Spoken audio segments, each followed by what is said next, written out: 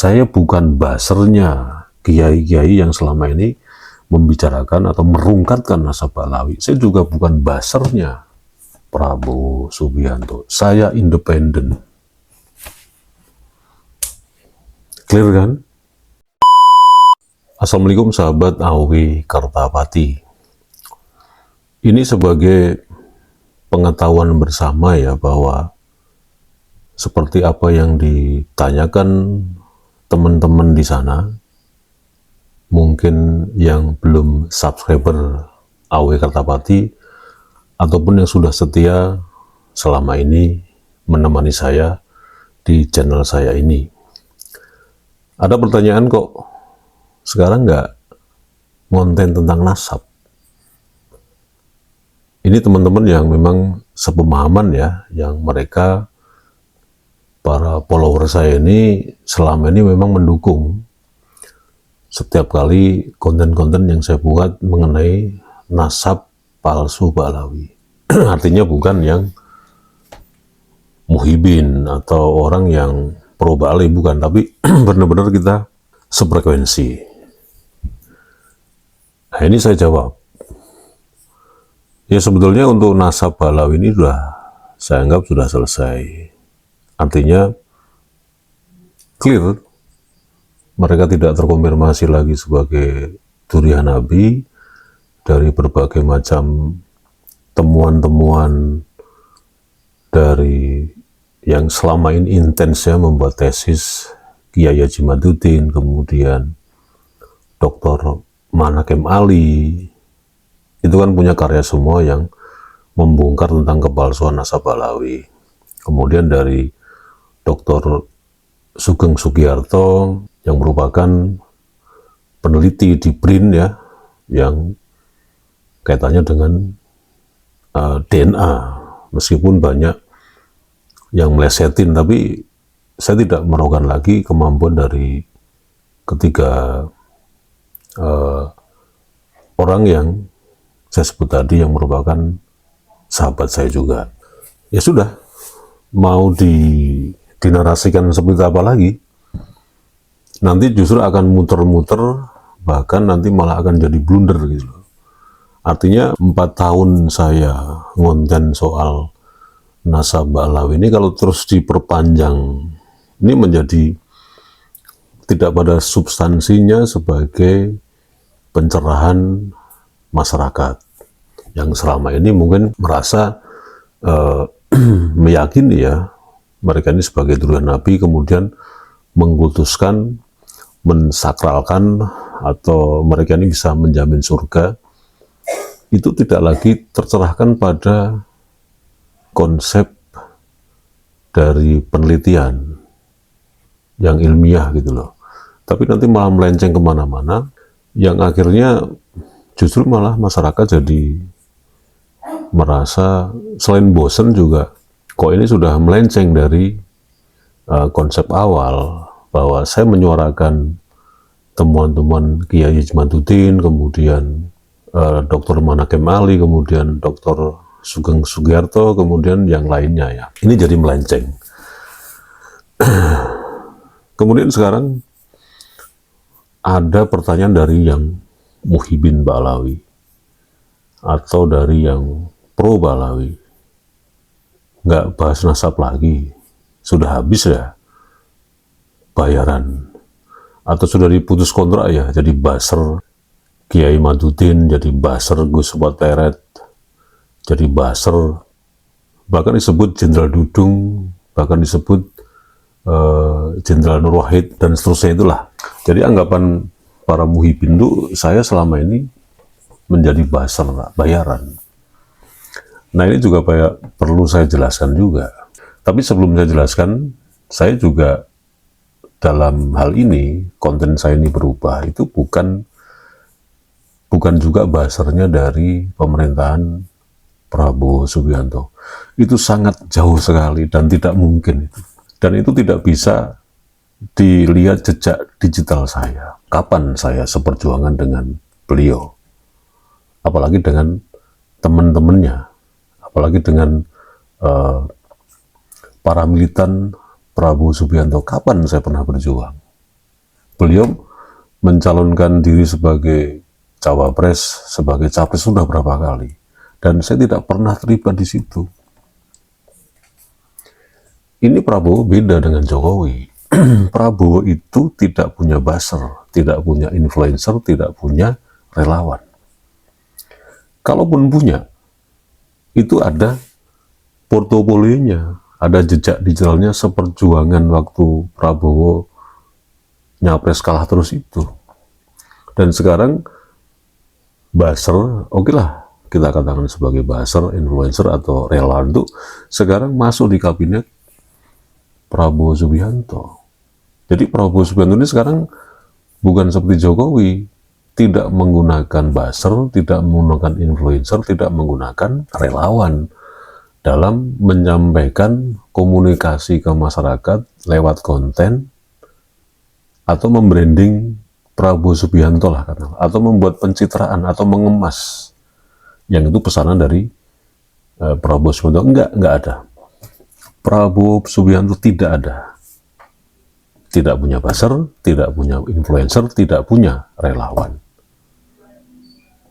Tiga ini digabung menjadi satu yang sekarang ada di kabinetnya Prabowo Subianto. Jadi saya bukan siapa-siapa. Saya menyuarakan ini itu independen. Karena saya merasa saya punya harapan dengan Prabowo Subianto dari program-programnya itu. Sesederhana itu aja sih.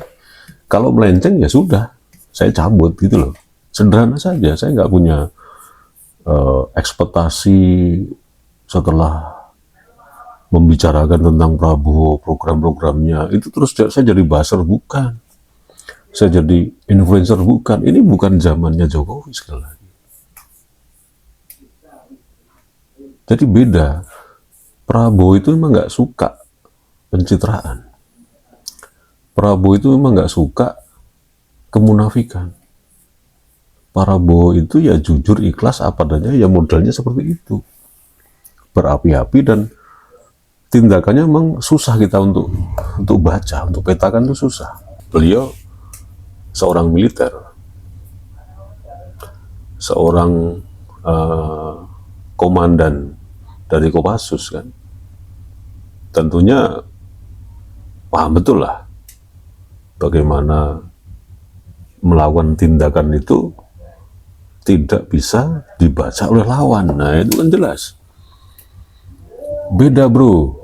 Jadi sekali lagi, saya bukan buzzernya Prabowo Subianto, dan itu impossible dan tidak mungkin itu. Nah oke, jelaskan. Sekarang saya jelaskan soal saya dipraming oleh Pak Alawi, dan Pak Alawi sendiri, saya ini mukimat, puat, pleret, dan macam-macam itu. Saya juga independen, tapi memang berbeda. Saya memang ada komunitas, dan seringkali melakukan pertemuan dan kunjungan. Seperti saya berkunjung ke Banten, ke pondoknya Kiai Haji Madudin Usman Al-Bantani. Saya memang datang beberapa kali ke sana. Dan itu ongkos sendiri.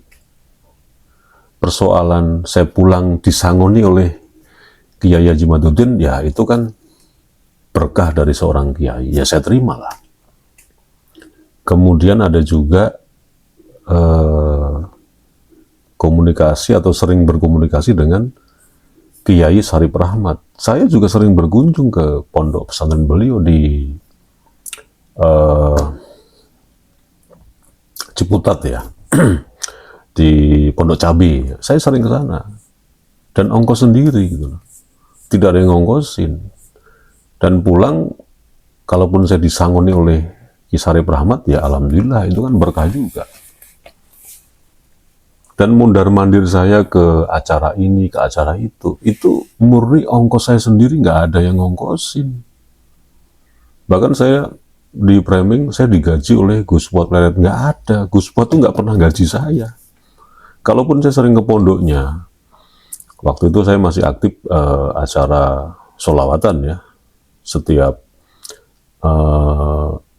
majelis maulid setiap malam Senin. Itu kan rutin ya di siaran live itu, Gus Fuad Pleret channel itu kan. yaitu sebagai salah satu circle aja, sekalian ibadah, sekalian berkomunikasi, tapi tidak ada ikatan apa-apa. Aku dibayar, dicatah tiap bulan, enggak, itu bohong, enggak ada. Jadi semua kiai yang eksis di situ, dan gus-gus dan ustadz yang eksis di perbincangan atau saat polemik nasab Balawi itu berlangsung kurang lebih 4 tahun itu, seperti ada Kiai Sarip Rahmat, kemudian Kiai Imaduddin, kemudian Gus Pakeh, kemudian Tubagus Mogi, Gus Buat Pleret. Ini awal kan, lima orang ini awal gitu loh.